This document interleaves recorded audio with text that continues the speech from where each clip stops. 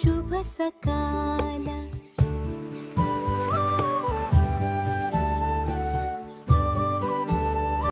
আজ থেকে প্রায় 15 বছর আগের কথা। বর্ণপুর গ্রামে একটি ছোট্ট পরিবার বসবাস করত। সেই পরিবারে শুধুমাত্র মা আর মেয়ে ছিল, আর তাদের সংসার খুব দুঃখে কষ্টে চলছিল। মা, ও মা, কিছু খেতে দাও গো, খুব খিদা পেয়েছে। কি মোনা, কি খাবি? এখন তো কোনো কিছুই নেই। দাঁড়া, আমি বাজার যাই, বাজার থেকে কিছু নিয়ে আসি, তারপরেই খেতে পারবি মোনা, না হলে যে ঘরে কোনো কিছু নেই। মা, মা, আমাকে খুব খিদা পেয়েছে, খুব খিদা পেয়েছে মা। দাঁড়া মোনা, দাঁড়া, এক্ষুনি বাজার যাব, বাজার থেকে এক্ষুনি কিছু নিয়ে আসবো তোর জন্য, ঠিক আছে মোনা? একটু দাঁড়া, এক্ষুনি চলে আসবো আমি। ঠিক আছে মা, তাড়াতাড়ি এসো কিন্তু, না হলে যে আমি। শেষমেশ চলে গেল মোনার মা বাজার করতে। মোনার মার নাম হলো গীতা। চলে গেল গীতা বাজার করতে। রাস্তায় যেতে যেতে হঠাৎ পূজার সাথে দেখা। কি গো দিদি, ভালো আছো তো? মেয়ে কেমন আছে? মেয়ে ভালো আছে তো? কি বলবো আর তোমায় দিদি, আমার যে এখন অবস্থা, খুব দুঃখে কষ্টে দিনকাল যাচ্ছে গো। মেয়েটার খাওয়ার জন্য দুমুঠো কিছু দিতেও পারছি না গো। শেষমেশ এখন ছুটলাম বাজারে, বাজার থেকে কিছু নিয়ে যাব আর মেয়েকে খেতে দেব। এ কি বলছো তুমি গীতা? এটা কি সত্যি নাকি? হ্যাঁ হ্যাঁ গো, হ্যাঁ দিদি, এটাই সত্যি। সপ্তাহখানেক হলো যখন মোনার বাবা অসুখে মারা গেল, তারপরেই এসব অবস্থা আমাদের পরিবারে। এটা তো খুব দুঃখের বিষয় গীতা, এত কিছু হয়ে গেল, তা সত্ত্বেও আমি কিছুই জানি না। ঠিক আছে গীতা, তাহলে ওকে নিয়ে চিন্তা করো না, ঠিক আছে? না হলে আবার ফের ভাবনায় ভাবনায় তোমারও অসুখ হয়ে যেতে পারে। ওটাই ভাবছি দিদি, আমি ছাড়া আর যে মোনার দেখার মতো কেউই নেই। ঠিক আছে গীতা, তাড়াতাড়ি যাও, বাজার করে যাও, মেয়েটিকে খুব খিদা লেগেছে মনে হচ্ছে। যাও, তাড়াতাড়ি করে যাও, ঠিক আছে? শেষমেশ গীতা বাজারে গিয়ে অনেক কিছু কিনলো। কেনাকাটার পরে গীতা চলে গেল বাড়িতে। এদিকে আবার গীতা বাড়িতে আসার সাথে সাথে মোনা চিৎকার করে ওঠে, মা, মা, কিছু এনেছো মা? আমার যে খুব খিদা পেয়েছে মা, খুব খিদা পেয়েছে। ঠিক আছে মোনা, বস, আমি নিয়ে আসছি, তোকে দিচ্ছি, খা। এ কি মা, কি আনছো তুমি? এগুলো তো খাওয়ার একদমই ইচ্ছা করে না প্রতিদিন প্রতিদিন। শুধু এগুলো খেলে চলে নাকি? আমার তো এগুলো খাবার আর ইচ্ছাই নেই মা। কি করবো রে মেয়ে মোনা, আমার যে কেনার মতো অত টাকা পয়সাও নেই। দেখতেই তো পাচ্ছিস, তোর বাবা মারা যাওয়ার পর পরিবারে কত সমস্যা চলে আসছে। মেয়ে মোনা, খা মা, এগুলোই খা, না হলে যে আমার কাছে তোকে দেওয়ার মতো কিছুই নেই। শেষমেশ মোনা কিছু না বলে খেতে চালু করলো, ওগুলোই খেয়ে নিল। খাওয়ার ইচ্ছা না থাকলেও কিছু করার নেই তো। এদিকে আবার গ্রামের সতীশ মল্লিকের ভাবনা, যে তার বড়লোক হওয়ার ভাবনা। গরিব লোকদের ঠকিয়ে তার জমি বাড়ি সব কিছু হাতানোর চেষ্টা। আরে সুধীর, গ্রামে কি সব চলছে রে? গ্রামের কিছু খবর সবর দিতে পারিস তো? দেখি, শুনি আমি। যা গ্রামে যা, গ্রামে গিয়ে কিছু শুনে আয়, কি অবস্থা চলছে এখন গ্রামে, বুঝলি? আরে হ্যাঁ হ্যাঁ মালিক, যে আজ্ঞা, যাচ্ছি, এক্ষণে যাব, গিয়ে শুনে আসবো কার পরিবারে কিরকম অবস্থা চলছে, সেই হিসাবেই তো আপনার সুবিধা হবে না। হ্যাঁ হ্যাঁ হ্যাঁ, একদম ঠিক বুঝছিস, ঠিক বুঝছিস। তুই সব কিছু বুঝতে পারছিস এখন না? যা তো যা, জলদি দেখে আয় গ্রামের অবস্থা কেমন চলছে। আর হ্যাঁ, ওইদিকে দেখিস তো রাজেশের স্ত্রী গীতা কি করছে, কিছু ভাবেছে কি এখন পর্যন্ত ভেবেনি। আমি তো ওকে বলেছিলাম যে বাকি যেসব টাকা ছিল দেওয়ার কথা, বুঝলি সুধীর? হ্যাঁ হ্যাঁ মালিক। অনেক দিন তো হয়ে গেল রাজেশের মৃত্যু, কিন্তু গীতা আর ওর একটি ছোট্ট মেয়েটা দেখছি বলি ভালোই চলছে। যা, এটাই সময়, বুঝলি? না হলে ওর বাড়ি হাতাই নেব আমরা, বুঝলি? যা, ওদের বাড়িতে যা আর ওকে বলবি, আর গ্রামের সব অবস্থা দেখে শুনে আসবি, বুঝলি? যা। ঠিক আছে মালিক, যাচ্ছি। এটা বলে চলে গেল সুধীর দেখতে গ্রামের অবস্থা। আরে রে গীতা, কিছু ভেবেছো? মালিক যে বলেছিল বাকি টাকা শোধ করার জন্য, কই দাও দেখি, মালিক দিতে বলেছে। আরে রে কাকা, এখন আমি কি করে দেব? আমার যে অবস্থা, 1 মাস পরে আসো, তারপরে দেব। এখন দেখতেই পাচ্ছ, 1 সপ্তাহখানিক হলো আমার স্বামী মৃত্যু হওয়া। আজকে তো দিতে পারবো না কাকা, 1 মাস পরে আসো, মালিককে বলিও। এখন আমি দিতে পারবো না। এখন যে আমার অবস্থা চলছি আমি দুঃখে কষ্টে, তারপরে আবার দেখতে পাচ্ছ আমার একটি ছোট্ট মেয়ে, ও অনেক দিন থেকে ঠিক মতো করে খাওয়াও খাইতে পারছে না। তোমরা কেউ খেতে পাচ্ছ কি পাচ্ছ না আমি সেটা জানি না, বুঝলেন? কিন্তু মালিক আমাকে টাকা নিতে পাঠাইছে, তুই যেখান থেকেই হোক, যে করেই হোক আমাকে টাকা দে। না কাকা, তুমি এভাবে বলো না। আমি কোথা থেকে টাকা দেব বলো? আমি সেটা জানি না, বুঝলি? না হলে কিন্তু মালিক তোর বাড়ি নিয়ে নেবে। না কাকা, এটা করো না, সেটাই তো আমার একমাত্র ভরসা। তোমরা যদি আমার এখন বাড়িটাই নিয়ে নাও, আমরা থাকবো কোথায়, যাব কোথায়? আমি সেটা জানি না। আমি তোমাকে কাছে মালিক পাঠাইছিল টাকা নিতে। তুমি যখন টাকা যদি না দিতে পারো, তাহলে মালিক আমাকে একটা কথা বলতে বলছে যে 2 দিন সময়, 2 দিনের মধ্যে যদি টাকা না দিতে পারো, তাহলে তোমাকে মালিক ঘাড় ধাক্কা দিয়ে বার করিয়ে দিবে, বুঝলি? আমি এখন যাচ্ছি, দেখিস কি হয় অবস্থা। এই কথা বলে চলে গেল সুধীর। আরে রে সুধীর, কি বলেছে রাজেশের বউ তোকে? বলেছে যে টাকা দিতে পারবে না মালিক, 1 মাস পরে টাকা দিতে চাচ্ছে।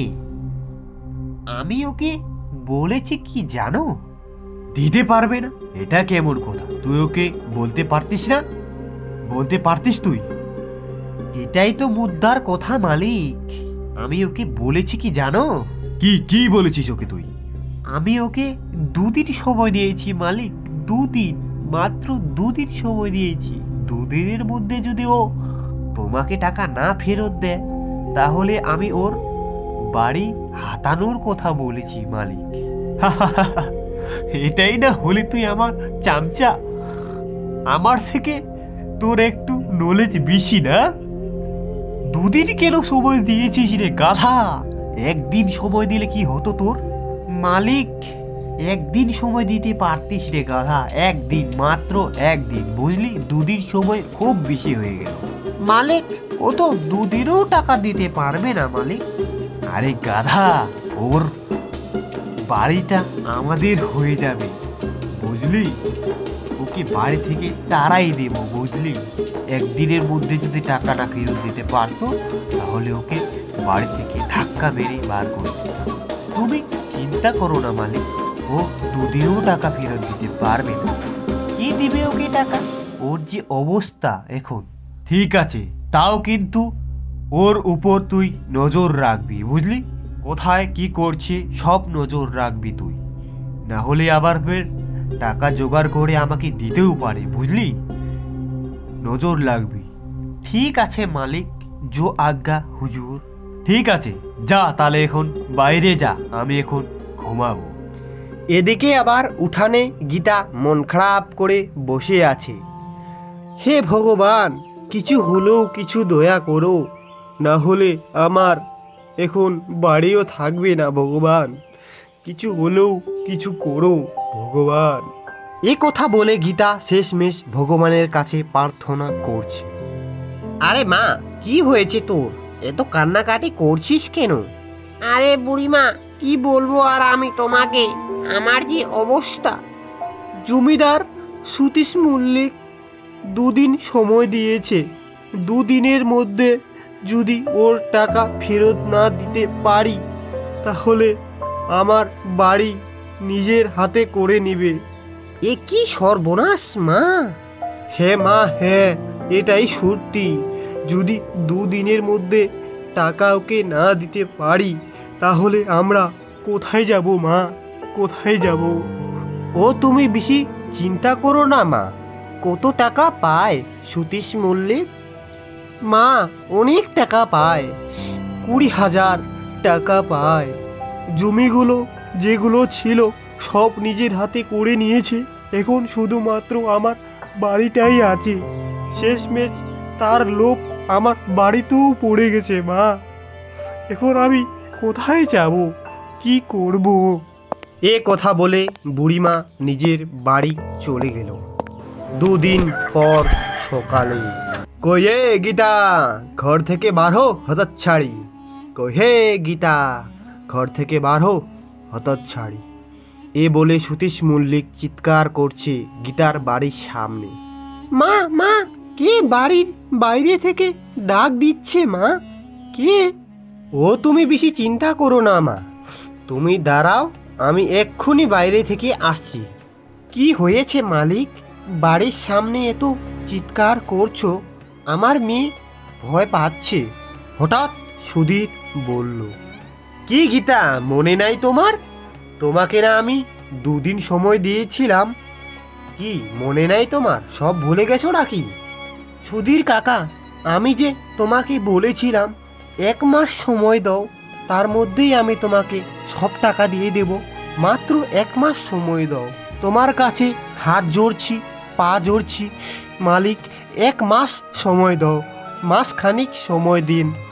না না গীতা, আর তোমাকে কোনো সময় দেওয়া যাবে না। এক্ষুনি বার থেকে বেরাও, ঘর থেকে বার হও। এ ঘর এখন শুধু আমার। এই ঘরে আর তোর কোনো সম্পর্ক নেই। এক্ষুনি এই ঘর থেকে মা আর মেয়ে বাড়াও। এখন যদি আপনি আমাকে ঘর থেকে বার করে দেন মালিক, তাহলে আমরা যাব কোথায়? তোরা যেখানে মানে সেখানে যা, আমার তাতে কি। যা, এক্ষুনি বার থেকে সব জিনিসপত্র বার করে দেয় সুধীর। জো আজ্ঞা হুজুর। শেষমেশ সুধীর গীতার সমস্ত জিনিস বাড়ি থেকে বার করে দিল, এবং কি গীতার মেয়েকেও ঘর থেকে বার করে দিল। মা মা, এরা কি করছে মা? আমাদের যে সমস্ত জিনিস ঘর থেকে বার করে দিচ্ছে মা। এখন যে আর আমাদের থাকতে দিবে না মেয়ে আমার সোনা। এখন আর আমাদের এই ঘরটা না, এখন হয়ে গেল ওই ওই যে দেখতে পাচ্ছিস লোকটা না, ওই লোকটার হয়ে গেল। শেষমেশ মা আর মেয়ে কোনো কথা না বলে চলে গেল সেখান থেকে। কেমন দিলাম মালিক? হা হা হা হা। হ্যাঁ সুধীর, হ্যাঁ, ভালোই দিলাম ওদেরকে ঘর থেকে ধাক্কা মেরে বার করে। এখন হয়ে গেল এই ঘরটা আমাদের সুধীর।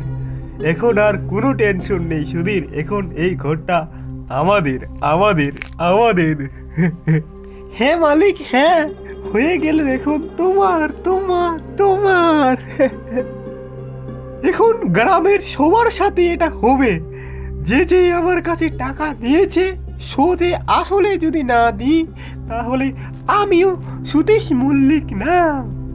হ্যাঁ মালিক, হ্যাঁ এটাই তোমার সঠিক সময়। সবাইকে 2 দিন করে সময় দেবা, যদি 2 দিনের মধ্যে না দেয় তাহলে ওর বাড়ি নিজের করে নিবা মালিক, নিজের করে নিবা। হ্যাঁ হ্যাঁ হ্যাঁ সুধীর, নিজের করে নেব, নিজের করে নেব, নিজের করে নেব। এদিকে আবার গীতা দুঃখে কষ্টে চলছে, কোথায় যাবে তার কোনো ঠিক নেই, যেখানে মন চায় সেদিকেই চলছে। হঠাৎ রাস্তার সামনে বুড়িমার দেখা। কি গো মেয়ে, কোথায় যাচ্ছ তুমি? কি হয়েছে গো? দেখছি মা আর মেয়ে দুজন চলছো কোথায়? মা কি বলবো আর তোমায়, সতীশ মল্লিক 2 দিন সময় দিয়েছিল, যে আমি যে তোমাকে বলেছিলাম পরশুদিন, এখন আজকে এক্ষুনি সতীশ মল্লিক আমাকে বাড়ি থেকে বার করে দিল মা। কি সর্বনাশ গো মেয়ে, তোমার তো সব কিছু শেষ হয়ে গেল। হ্যাঁ গো হ্যাঁ মা, আমার সব কিছু শেষ হয়ে গেল। এখন আমি মেয়েটাকে নিয়ে যাব কোথায় তা ঠিক নেই মা। ঠিক আছে মেয়ে আমার, চিন্তা করিস না, চল আমার ছোট্ট কুটিরেই চল, 3 জনে সুখে সংসার ভাবে থাকবো। আমারও যে আর কেউই নেই মেয়ে, চল তোরা যদি যাস তাহলে আমরা 3 জন থাকতে পারবো, না হলে যে আমার কেউই নেই। না মা, আমি যাব না, তোমার খামাখায় অসুবিধা হবে। না মেয়ে আমার, বুঝ, তোকে তো বাড়ি থেকে বার করে দিয়েছে, এখন তো ওই বাড়িতে গেলেও তোকে বাড়ি দেবে না। চল, সেটা না করে আমার সাথে চল, আমার কুটিরেই থাকবো।